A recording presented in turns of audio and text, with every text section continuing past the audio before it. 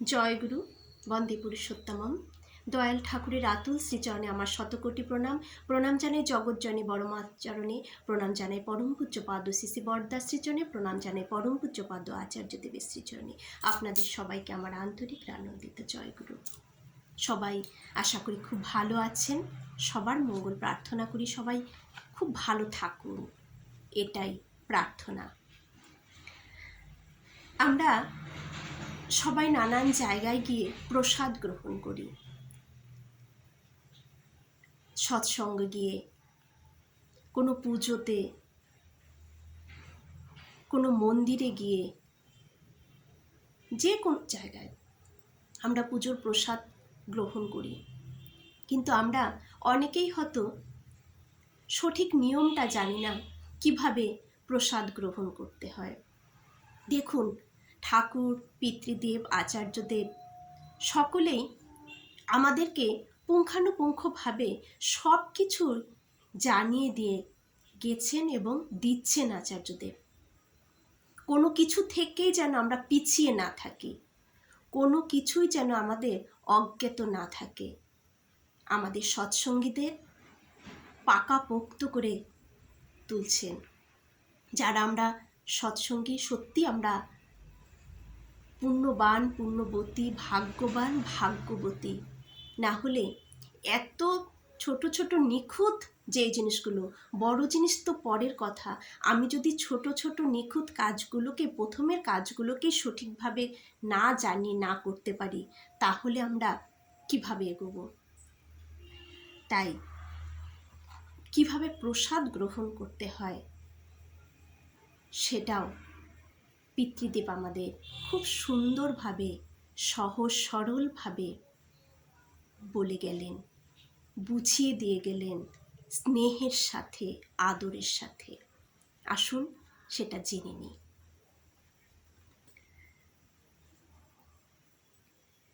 শ্রী শ্রী পিতৃদেব পরম দলের উদ্দেশ্যে ভোগ নিবেদন করলেন।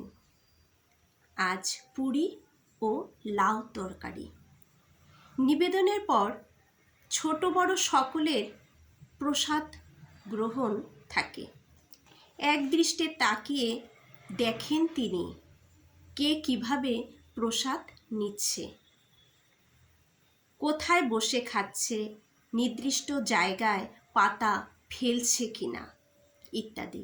কারণ আমরা অনেক সময় প্রসাদ গ্রহণ নেওয়াটাও ঠিক জানি না কিভাবে নিতে হয়, কোথায় বসে খেতে হয়, এবং সেই খাবার পর পাতাটাকেও একটা সঠিক জায়গায় ফেলতে হয়, কারণ সেটা ঠাকুরের ভোগ আছে সেই প্রসাদে লেগে ইত্যাদি। প্রসাদ গ্রহণের পর একটি ছেলে হাত মুখ ধুয়ে ফিরে আসতেই বললেন, একটি ছেলে প্রসাদ গ্রহণ করে হাত মুখ ধুয়ে পিতৃদেবের সান্নিধ্যে গেলেন। তখন পিতৃদেব সে ছেলেটিকে জিজ্ঞেস করলেন, এক হাতে প্রসাদ নিলে কেন? এক হাতে প্রসাদ নিলে কেন? দু হাত দিয়ে প্রসাদ নিতে হয় ভক্তি ভরে। আমরা অনেকেই প্রসাদটা গ্রহণ করে থাকি এভাবে, এক হাতে দিচ্ছে, এভাবে দিতে বারণ করলেন। এইভাবে দু হাত পেতে প্রসাদ গ্রহণ করতে হয় ভক্তি ভরে, যে আমি পরম পিতার, যিনি বিশ্ব ব্রহ্মাণ্ডের মালিক, সেই পুরুষোত্তমের প্রসাদ গ্রহণ করছি, বা যে কোনো দেবদেবীর প্রসাদ গ্রহণ করছি, ভক্তি ভরে শ্রদ্ধার সাথে নিতে হয়, দু হাত পেতে প্রসাদ গ্রহণ করতে হয়। শোনো, আর কখনো এভাবে ঠাকুরের প্রসাদ নেবে না। কাউকে এক হাতে নিতে দেখলে শিখিয়ে দেবে তাকেও। এখানেও ডিপি ওয়ার্কসের কথা। কি কথা? যে আমি যেটা শিখছি সেটা যেন আমি অপরকেও শিখিয়ে দিই, কারণ আমরা সবাই সব কিছু তো জানি না।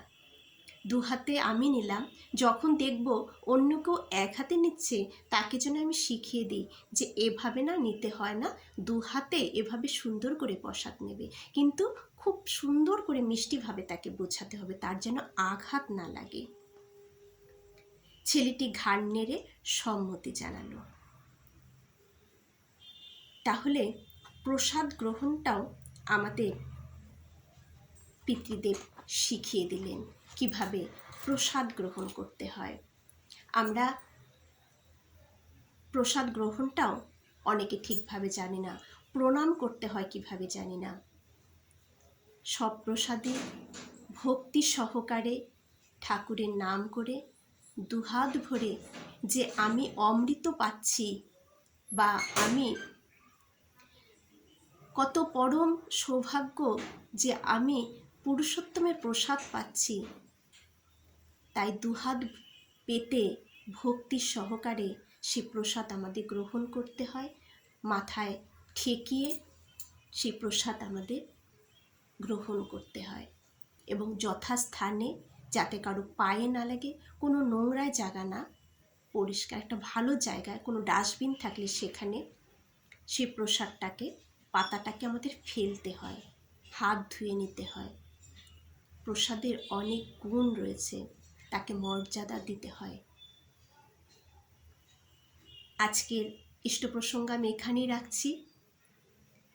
আরও নতুন এরকম ছোট ছোট ঠাকুরের বিধান, পিতৃদেবের বিধান, আচার্যদেবের বিধান জানতে আমার পাশে থাকবেন, চ্যানেলটিকে সাবস্ক্রাইব করবেন, যাতে নতুন নতুন ভিডিওগুলো আপনাদের কাছে পৌঁছে যায়।